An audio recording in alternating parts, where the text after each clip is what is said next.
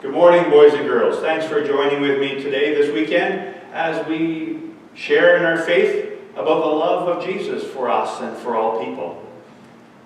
When our children's time is over, and you've watched this, I'd like your mom or dad or both to read for you a scripture passage from St. Luke's Gospel in the New Testament, chapter 10, verses 25 or 30, actually verses 30 to 37, and then talk about the story that I'm going to share with you. And I'll end with asking you a couple of questions, and maybe you can talk about how you'd answer those questions with your parents after they read the scripture passage for you. Well, there was a little fish whose name was Franklin. And Franklin was small, and he loved swimming around, and he swam with all of his friends, all his buddies, through the ocean. But he also liked to leave his friends and go to all sorts of different places and explore. He would go to the deepest and darkest places that he could find, and he would explore things. And one day when he was on an exploration time, he ran into a school of fish, a pile of other fish. He didn't quite see them. He was going one way, and they were coming at 90 degrees to him, and they yelled out at him, "Watch where you're going, buddy!" And Franklin said, "Oh, I'm so sorry," and he kept on going on his way.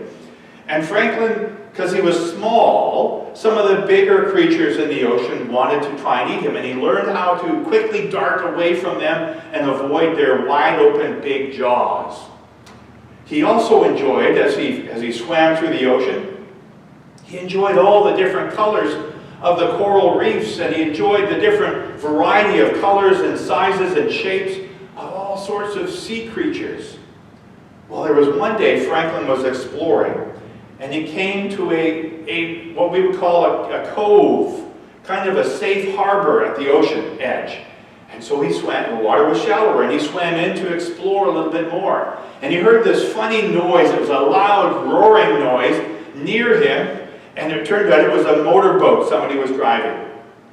And he saw this boat go by, and he's over here closer to the shore, and then all of a sudden, he sees something on the shore, and he tries to swim in a little closer to the shore and see exactly what it is. But because this motorboat had gone by, it sent these waves crashing to shore. And these waves battered little Franklin. He couldn't control himself, and the waves actually washed him up onto the beach.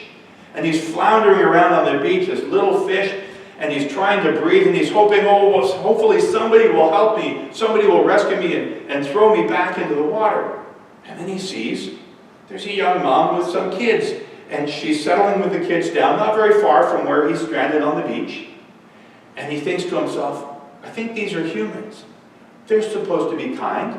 Maybe she'll come and help me and throw me back into the water. And so he waits. He can't do anything but. And the mom looks at the fish, at Franklin on the beach, and she turns around and she keeps on unpacking the picnic that she's prepared for her family.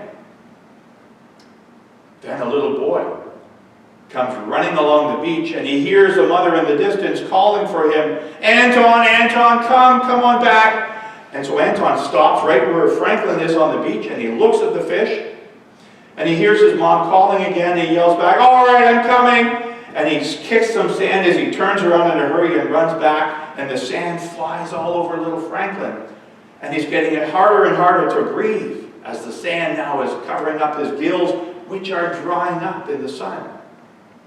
And then he sees, out of the corner of his eye, he sees one of his enemies coming near. It's a big bird, a seagull, is flying near. And Franklin thinks, oh no, I'm doomed, I'm dead. I wonder how far he's going to carry me so that I become food for his children, for his family. And then the seagull swooped down and picked up Franklin in his mouth, in his beak, and carried him out into the ocean again and dropped him into the water. And he was safe. And he swam quick as he could back home.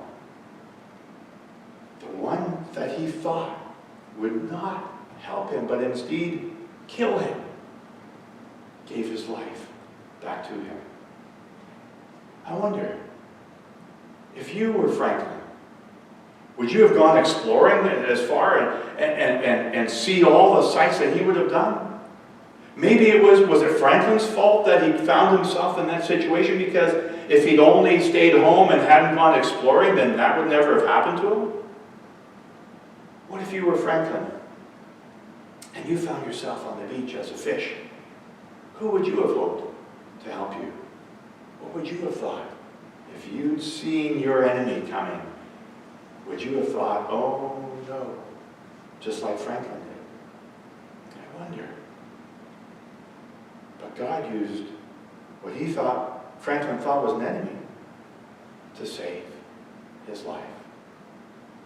Now read the passage from Scripture together and talk about it. And thank you for joining with me this weekend. The Lord's peace be with each one of you.